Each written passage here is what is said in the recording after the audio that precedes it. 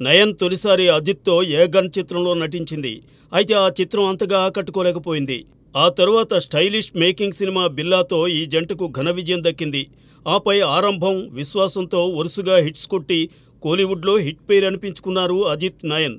ప్రస్తుతం అజిత్ విడాముయర్చి చిత్రంలో నటిస్తుండగా Nayanthara heroine oriented cinema మన్నాగం గట్టి సిన్స్ 1960 సినిమా కంప్లీట్ చేసి సిద్ధార్థ, మాధవన్ సినిమాల్లో నటిస్తోంది.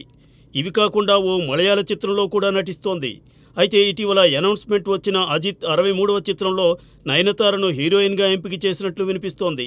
అజిత్ త్రిపాత్రాభినయం చేయనున్న ఈ సినిమాకు గుడ్ బ్యాడ్ అగ్లీ అనే టైటిల్ను ఖరారు చేశారు. అదిక్ రవిచంద్రన్ దర్శకత్వం వహించే ఈ సినిమాలో శ్రీలీల, సిమ్రాన్, మీనా నటించబోతున్నట్టు వినిపించింది. కానీ ఇప్పుడు నయనతారను కన్ఫర్మ్ చేశారట.